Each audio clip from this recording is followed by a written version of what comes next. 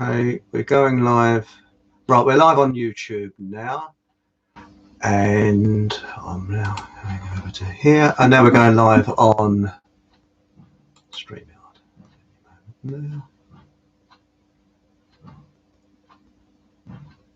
Okay, we're live. Good morning. I'm Chris, and this morning I'm talking to Caroline Stevens, who's actually been missing from Facebook. Mystery, eh? Let's find out. Hello, Caroline. Why are you missing from Facebook? Is it because It's been what they call mission creep, I reckon. Firstly, thanks for having me on your show. Thank you for coming on. It started by being banned for a day, then being banned for another day, and then being banned for a week, and banned for another week, and then I ended up by being banned. I think it was way back at the beginning of October for virtually 5 months to take me into February 2020. So I thought, what's going on here? I was still able to post on my public profile on another page that I actually manage, but that's also stopped now. About a week ago, they banned me from posting anything now. The latest update is March 2020, so I can't comment in any group, can't post in groups. So people keep asking me to join groups. There's nothing I can do once I'm in there. So it's frustrating, and it just makes you realise just how dependent we've all been on Facebook. Well, that's right, but it would be better if they could say, can you write 100 lines or something like that, or or say, I must not be a naughty person 20 times while sticking your finger in your ear, or anything like that, well, it's nothing like living in a democratic free speech society, is it? I don't think. I don't know what I've done. Well, precisely. If they said, you said bottom, and that's a rude word, so we take you off of Facebook for saying that, well, you'd know what it is. So they must be frightened of something, and I think that fear is one word: truth. It's mainly, it's been mainly the videos. I think what topped it was posting a picture of an activist wearing a political t-shirt, and that just basically finished it off. But prior to that, it was just simply posting my own videos, yes. But there is a good side, because my granddad used to say there's always a bit of good comes out of bad. And there's an old saying, if you want to make something popular, ban it. And for example, in the former Soviet, well, it wasn't the Soviet Union, but in the former East Germany, they banned the Beatles. And because they banned them, they're more popular in East Germany than anywhere else, because people were getting illicit records in, and they did it by X-rays. They actually somehow they actually managed to get the record onto X-rays. I don't know how they did it. So, and remember that boring book, was it Spycatcher? Now, nobody would have bought it, but the government banned it, and within 24 hours there was illicit copies coming from Australia to Britain. And I haven't read it, but friends of mine that have said it's one of the most boring books you could ever wish to read.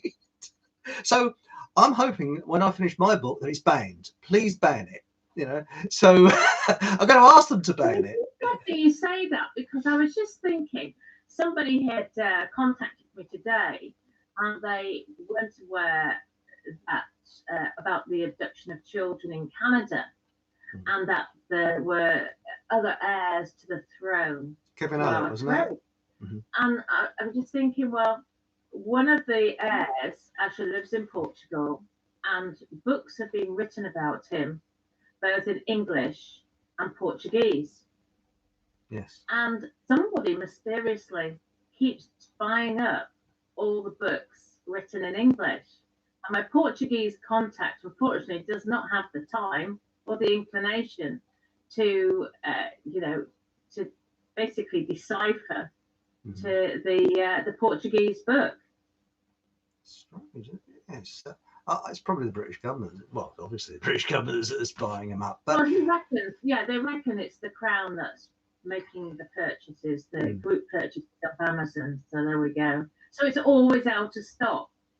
So how did you get the truth out when even in the book format, you can't get the truth out there. Well, it makes you more creative.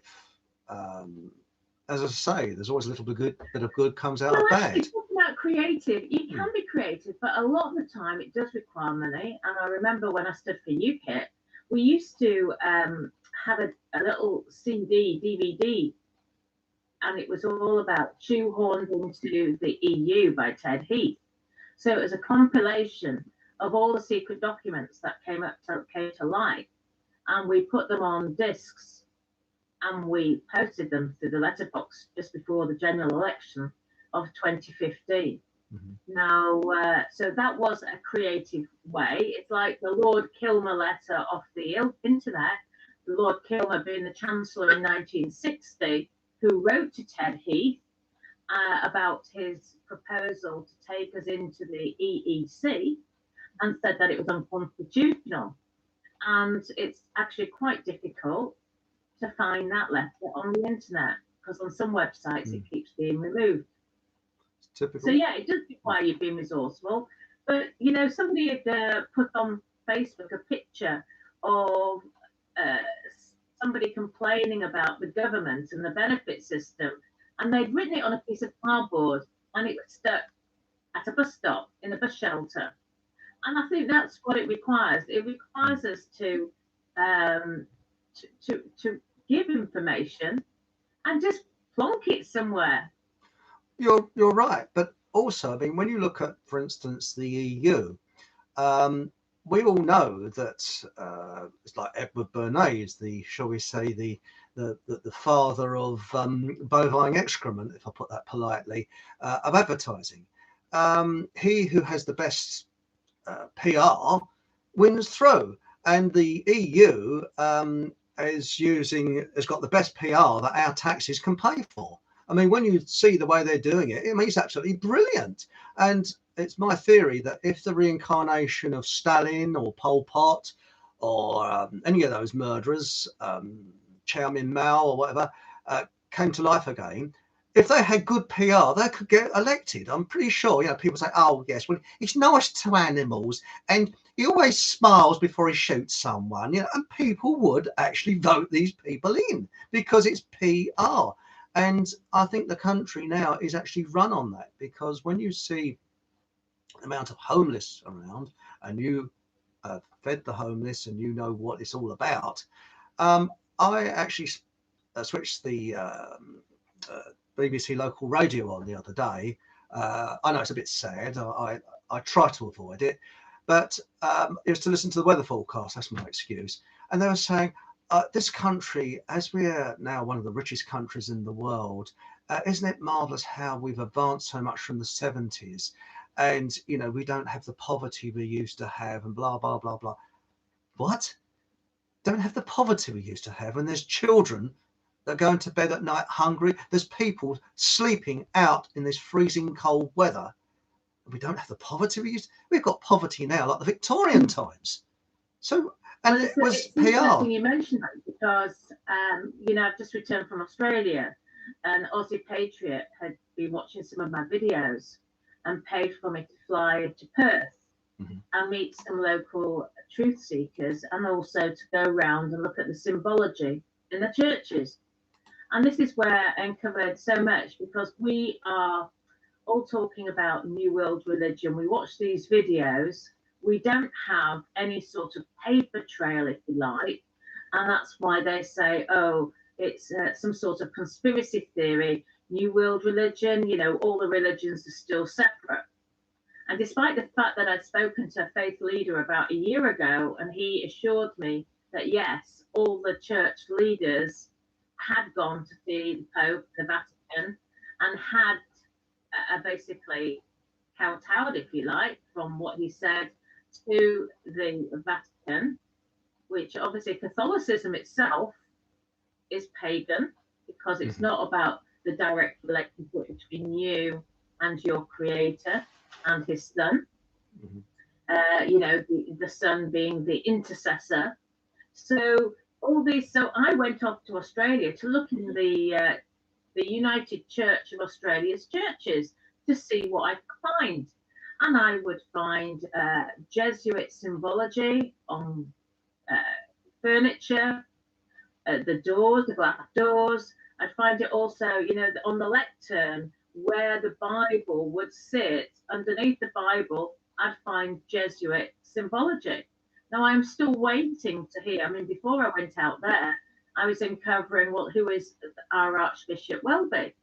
Went to the oil, came into the oil industry, then the finance industry, and then suddenly had a revelation and decided to become the Archbishop of Canterbury, or certainly courtesy of David Cameron. And, I still can't get a response from Lambeth Palace about who is Archbishop Welby? What does he earn? And, is he a Jesuit? Because I thought that the Protestant church was supposed to be headed by somebody who's a Protestant. Well, he's Jewish, isn't he? He's born. I think he's was his mother or father was Jewish? I think his father was Jewish, wasn't he? Or was his mother? I think so. Yes. I'm not too sure about that, but yes, I mean these people. I mean, when you look at the church, it has been infiltrated. If you look at Bishop Williamson, what he has to say, he said it was infiltrated, and I believe he said it was 1965. The Catholic Church was infiltrated. I don't know about the Protestant Church when that was in. But I mean, I was brought up Protestant, but I don't know when that was infiltrated. But this is all part of ideological subversion, because if you look at ideological subversion, and I urge people to look at Yuri Bezmenov on YouTube, what he said in the 1980s, the planning behind it is to destroy religion. But what he did say is that when you destroy religion, you destroy society, and every culture where religion or some form of faith has been destroyed literally folds in on itself. It ends.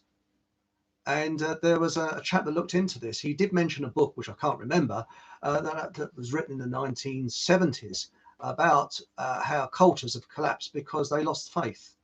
So that, I think, is what they're trying to do. But what they don't realize is that our culture will just, well, not only our culture, but our civilization will actually end. It's a bit like they're saying we're overpopulated. No, we're not. Because what's happening is that women are not having enough children. And the European population, I think it should be something like 2.4 children, and it's down to something like 1.5. And throughout the world, the population, we're going up, and then it's going to drop dramatically. And in China, they found out that this one-child policy isn't working because they'll be extinct in about a couple of hundred years.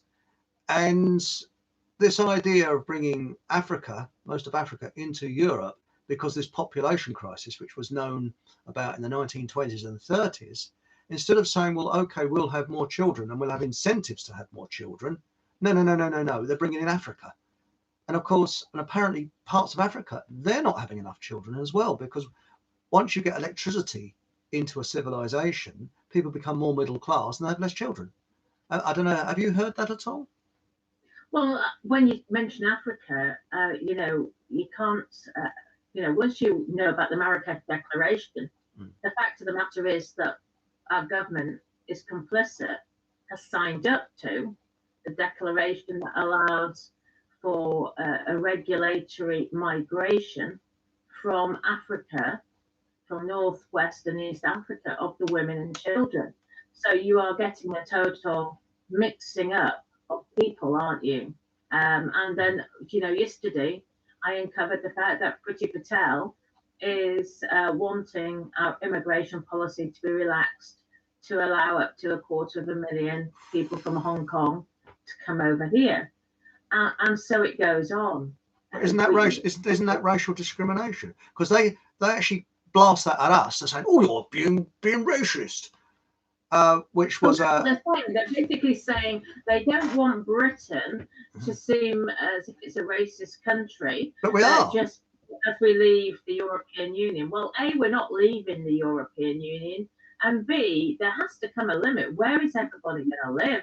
When I've been feeding the homeless in our cities and towns. But isn't it racist to... Other people are feeding the homeless in cities and towns. But isn't it racist to destroy other people's culture by inviting us in. Because what about their countries? Surely the people that should be in their own countries building it up are coming over here. I mean, it's like saying, oh, we brought over a load of nurses from the West Indies. So what happens in the West Indies to the indigenous population of the West Indies when their nurses are coming into this country? They haven't got enough nurses. So surely isn't that racial? Isn't that discrimination? Saying that, you know, their population can go to hell, but as long as we're all right. So I throw that back. So I say when persons, because the word racist was invented by Trotsky in 1933, so that people in the Soviet satellite states wouldn't notice masses of Russians pouring into their states to destroy their culture. So let's turn that one back. If someone says, oh, you're racist by not wanting, you know, half of Africa to come into Europe, saying, no, counter back. That's racist because you're destroying Africa and you're destroying people's families and culture in Africa and wherever they're coming from. So I actually bounce it back because that is a racially discriminating policy, to have an open door policy where you let their countries go to hell, but we're inviting them in. So turn it back on them. Do you see my point? Well, I mean, I don't get all. I mean, I'm long gone on that racist business because I just now just speak the truth.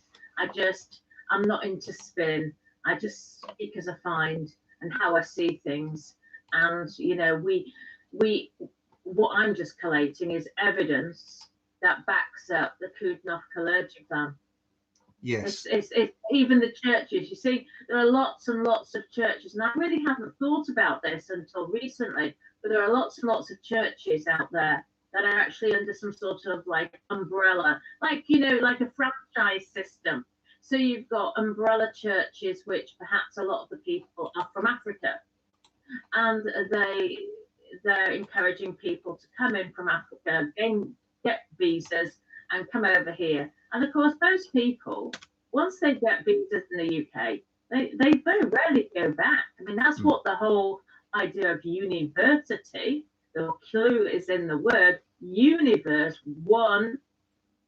Yes, we're all united as one. So once you've got the kids educated in the climate change and being taxed to the hilt on fake climate change, they're all being pumped certain information. I mean, yesterday I did a video on the way that Stonewall has now produced voluntary guidance on the LGBT agenda, and it's expected that all primary schools from September 2020 will be incorporating LGBT into their lessons. So they've got right from the age of 5. So can you imagine being 5 and you're still just working out who you are and who you like to be friends with, and you're getting bombarded with information that might suggest that you might like the same sex more than you might like the opposite sex. And it's like at 5, all you want to do is play with your toys, surely. Precisely. And also at that age, you're very easily influenced. And even up to teenage years, you're easily influenced. And well, no, I mean it's like kids would say, so, "Oh, I like Thomas the Tank Engine," so you buy them lots of stuff about Thomas the Tank Engine. Then 3 weeks later, you know, because they've probably come across something at school, then 3 weeks later they've discarded all their Thomas the Tank Engine toys. They don't want Thomas anymore. They want something else. So yes, it's very, very wrong of the education system, courtesy of Stonewall, to be proceeding along this path. This is the pathway to self-destruction. You're right. And also, have you noticed it's always to do with sex? It's always sexual. Now, I'm left-handed. Okay. There's a lot of left-handed people around. I think we're 10% of the population. So why can't we have left-handed rights? I mean, you know, you go into a bank and the pen is on the right-hand side, not on the left-hand side. And you know, so, but it's not sexual. So that's why they're not saying we got left-handed rights, because I think it's more men than women that are left-handed. But because it's not sexual, they're not saying, oh, well, you know, we should have a pen on both sides so you could use your left hand. But what irritates me is you notice that they're getting at the young children. I mean, what are those children going to grow up to be like when they're adults, having all this nonsense chucked into their brains? And then you've got teenagers that are prancing around, acting like village idiots regarding this fake climate change. So you notice they're getting at the children more and more and more, because they realise that, well, when you get a little bit older, you can see through the nonsense. And this is what communism does. If you look back at China and the former Soviet Union, it was always children. They always got to the children. The children had to spy on their parents. The children had to be members of these different organizations. And I know that, I think it was Czechoslovakia, they took the child away. I think our listeners will be able to correct me on this. It's either Czechoslovakia or Hungary, where in the 60s they had this policy of taking a child away when they're 7 years old and indoctrinating them for a couple of years. So they didn't see their parents for a couple of years, and then they went back to their family. And when they went back to their family, they were completely indoctrinated. So if any of your... Well, they're now talking about the LGBT agenda. They're actually talking about, the rainbow flag. They're going to use that rainbow flag to indoctrinate the primary school children and learning the colours. That's how they're going to learn the colours, through LGBT. So you've got the Vatican, who seems to be, we've got the Pope, who's now saying for people to turn away from Christ. We've got the Vatican promoting this climate change. Mm-hmm. We've got, as I say, going back to the churches in Australia, not only with the Jesuit symbology, but in these supposed Protestant churches, there was a lot of Catholic symbology, where the Mary is prominent, or it's got something, I don't know if you're familiar in Catholicism, but they have something called now, is it the stages of the cross, or they're like, there'll be a picture of Jesus carrying the cross, and it's different pictures along one side of the church, and they've got that, and these are not supposed to be Catholic churches. So then I was interviewed last weekend by a guy from Australia who said that this guy in Australia called Peter, I've got to verify this, but Peter had bought up the rights to the Church of Australia. It's a PLC. So, it's about time people woke up. Why is it that our politicians have got PLCs? They're all PLCs. Why is it that the Houses of Parliament is a PLC? What's this all about? Limited liability? That means they can't be held accountable for anything. Well, that's right. I know it's down in Finchley Road, isn't it? There's a property there that, or there's an office that is the address of these phony, and I say phony, PLC companies. And this goes around like to council tax. Your local council is a limited company, and the council tax isn't a tax, it's a contract. So really, it's an enforced contract. And, and when you tell people that, they go, oh, really?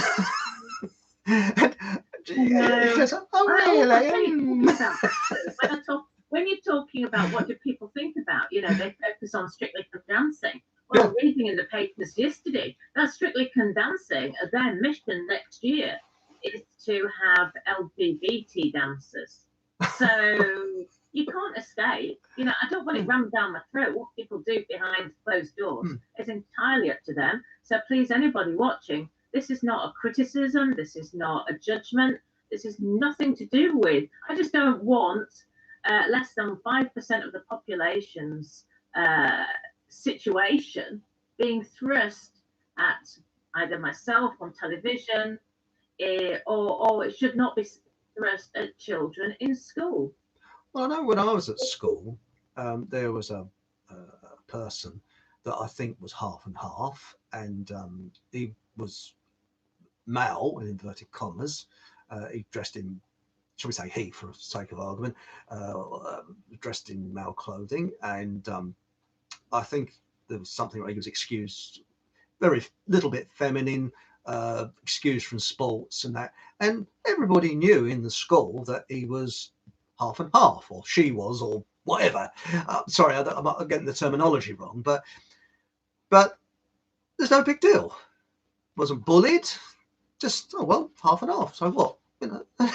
And this is going back to the 60s, 1960s, where, so it was very different then.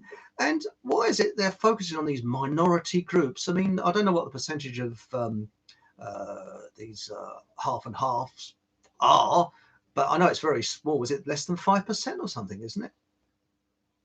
I don't know, do you know? Yeah, it's less than 5%. Yeah. So I think really I must start investigating again the origins of Stonewall. Oh, I think it's is Stonewall linked with common purpose, I wonder. that chap, that Australian chap whose name escapes me because I've got a terrible memory for names, really, I find that if I see him, I just, he makes me feel physically sick. Peter Tatchell, is it? I think it's Peter. Is he Australian? I think he's Australian. I think it's Peter Chat. I'm not sure. But he's, whenever there's a protest or something, he's there. And I think it was Peter Tatchell. My apologies if I got the name wrong. But he's one of the, I think he's one of the founders of Stonewall. But all that, all to me sounds very creepy. Very, very creepy. Well, I think it was quite creepy, that fact that David Cameron managed to get the Archbishop Welby into position just before they take the vote in the Houses of Parliament on same-sex marriage. Bearing in mind, 750,000 people signed a new petition saying they didn't want single-sex marriage. It was even pushed through in Malta. At the same time as the Maltese government would lend a lot of money for, the City of Culture, Valletta.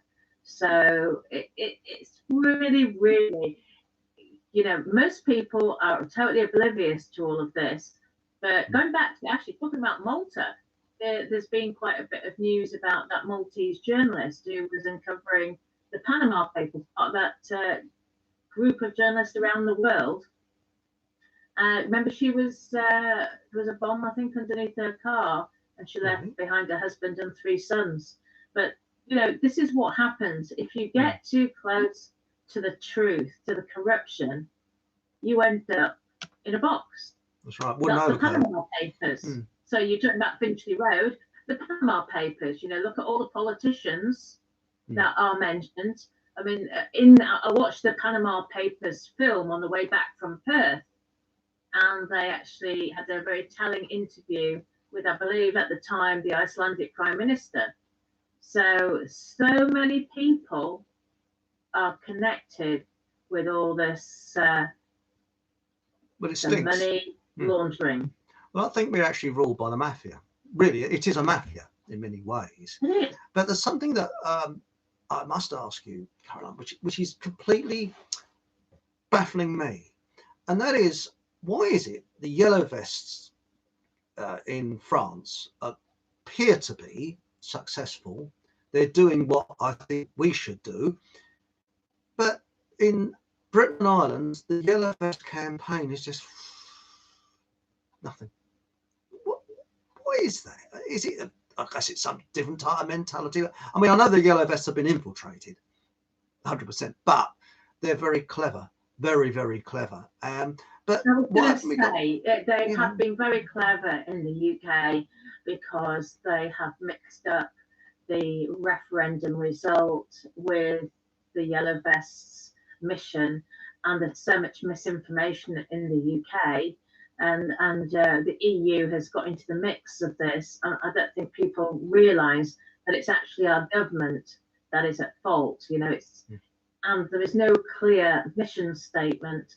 And as you say, there's just been too many people who have been put in there, given some money for whatever reason, to divide the people. Over here, we have far more a anti-cult, anti-religion, if you like, mentality. and people are focusing on the people, personalities, and yet it doesn't seem to be that way in other countries.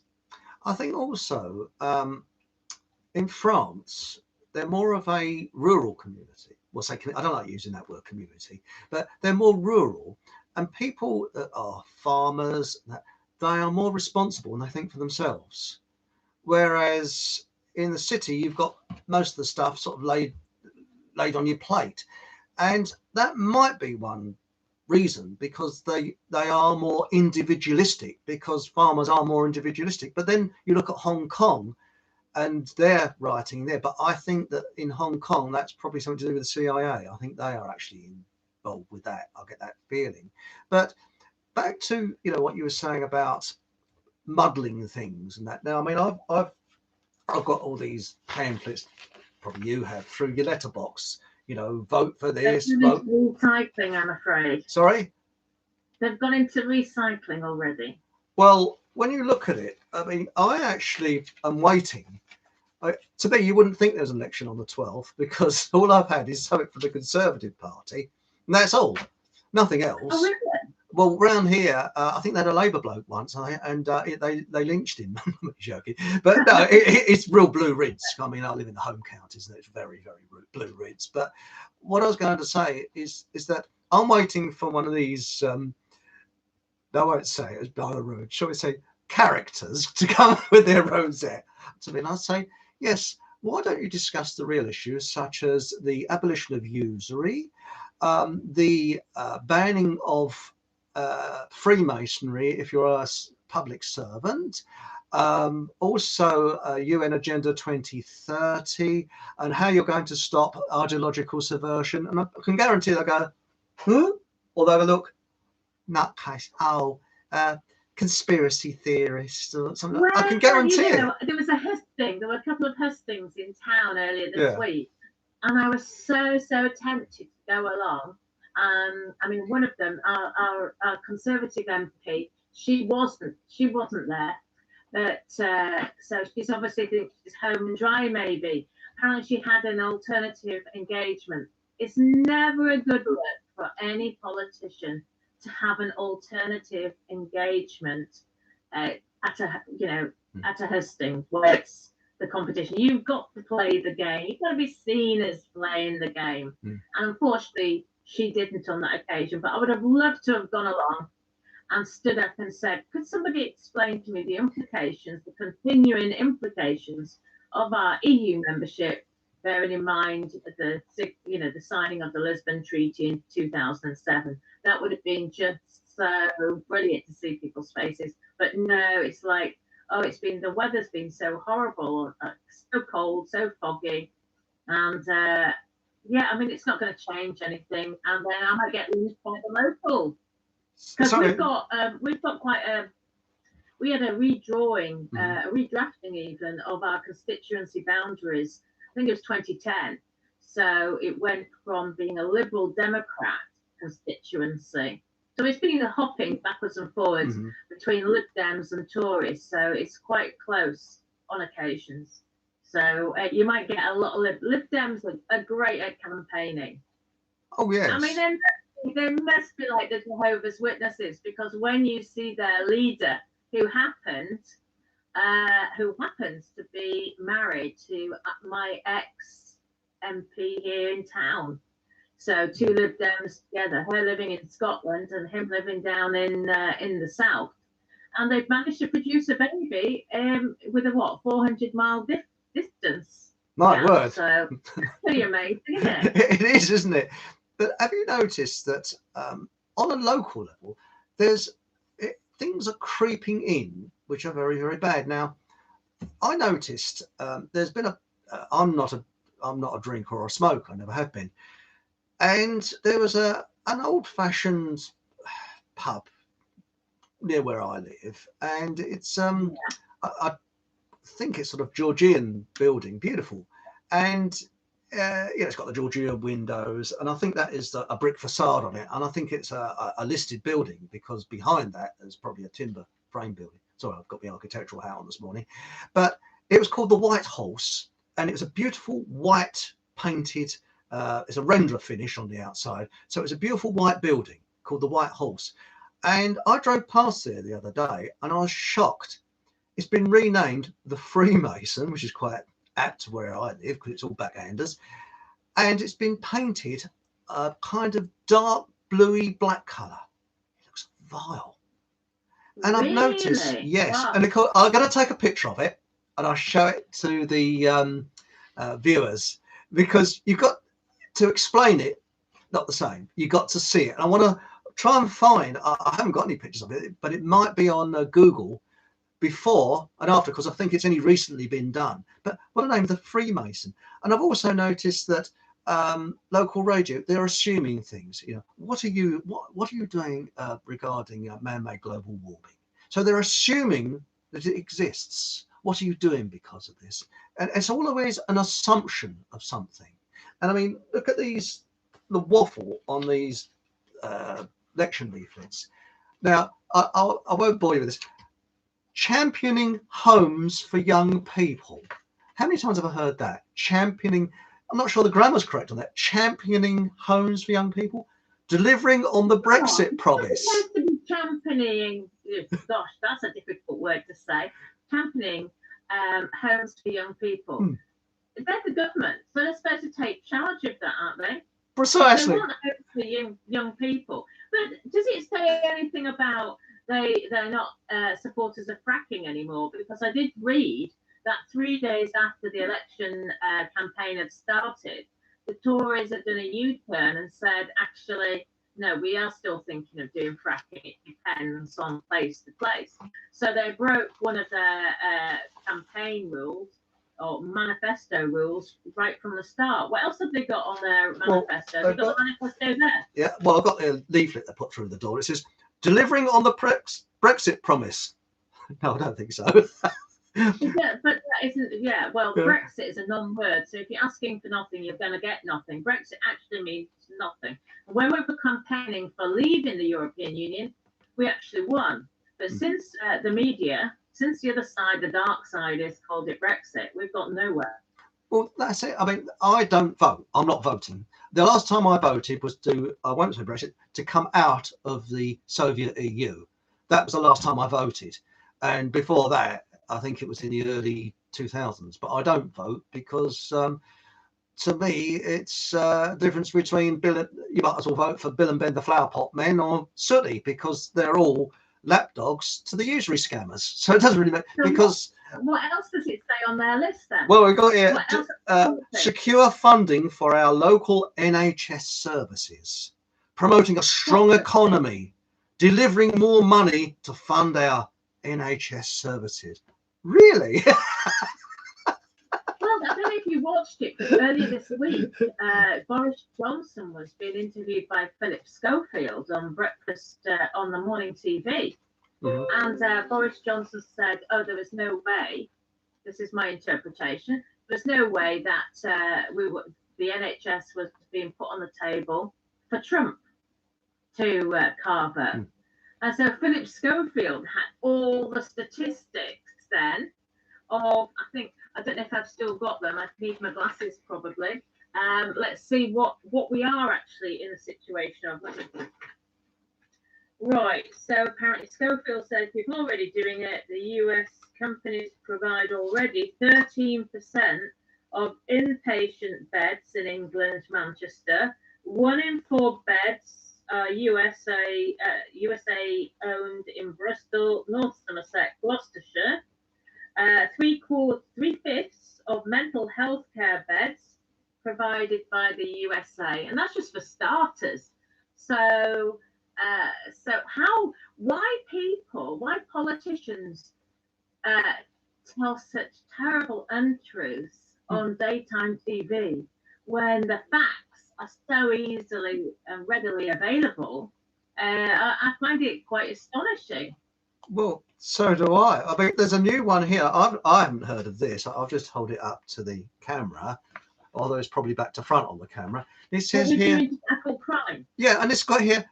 Now, have you ever heard of this? I'm not sure the grammar's correct on here. Here, breaking up county lines drug gangs. grammar doesn't seem quite right. Breaking up county lines. Surely, shouldn't it be county line drug gangs? I've never heard of county line drug gangs. It says we're investing an extra 20 million to end county lines drug gangs. Okay. Tougher sentences for criminals. Well, I'm old enough to remember, what is it? Short, sharp shock. Now that was really useful, wasn't it? Now I've got the best remedy for bringing down the crime levels. Stop the Calden Hove Kalergi plan. Bang, done, and the crime levels will go down. Proper jobs. You know, it's like when I was in Australia, I was talking to a lady whose 19-year-old is looking for work. But so she was looking for voluntary work to hopefully get her into proper work. So she was looking to become a volunteer in a library. But she has to complete reams and reams of documents just to become a volunteer in a library. And I think we're just drowning in red tape, and it's no wonder that people are very disillusioned in the future. But how can we finish this show off, Chris, on a lighter note?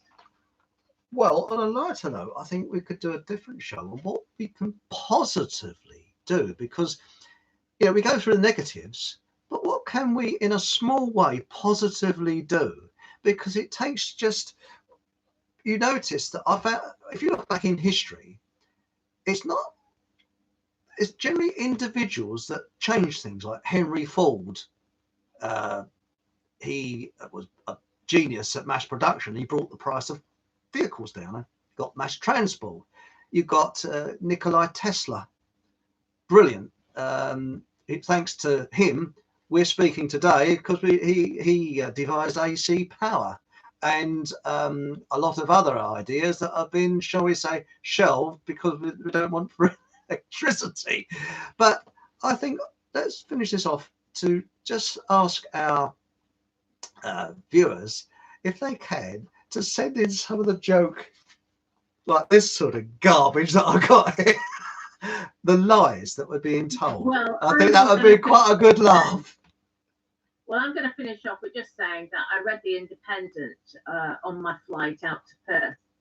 And apart from the fracking turnaround, Boris Johnson had said he wasn't going to have a drink until after the general election. And 20 minutes later, he's pictured with a pint. So I told that just makes you realise you cannot trust a politician. Anyway, thanks so much for having me on your show, Chris. Well, thanks, and I look forward to our next one. Well, yeah, please come on again. And also, I think tell people that it looks like Facebook and YouTube, we're probably on borrowed time on here. So we're going to actually investigate other options. And my view is I'm going to use it as a platform. So, for instance, with Facebook, we say we're going live on whatever we discover, and YouTube, we're going live. And this is what a woman called Diane does. You look at her YouTube channel, it just says, I'm going live on BitChute. Sorry, you can't go live on BitChute, but and that's all she does. She does an announcement, says, I'm on BitChute now, BitChute, my video's there. And I think we can only use this as a platform to go somewhere else. So right. I think, watch this space. We're going to be doing, and if anybody's got any good ideas, I mean, there's Gab, there's Telegram, which I haven't looked into, and there's loads of other areas. It's diluting. The trouble is, it's diluting the support. There's no doubt about it. A year ago, I was getting thousands of people watching the interviews I did on Stepping Stones 16, 18 months ago. And now people, when you can't post into groups and the people are not there anymore, they do reckon that certainly a third of the activists have actually had to leave Facebook, either voluntarily or like myself being on a ban. Anyway, thank you. I'd like to say thank you to everybody at home for watching and listening, and I hope to see you again soon. Okay, thank you very much. See you, Caroline. Here we go. Thank you, Chris. Bye. Bye for now. Right, we're just in that there, and then right, okay, we're still actually on YouTube, and here we go. And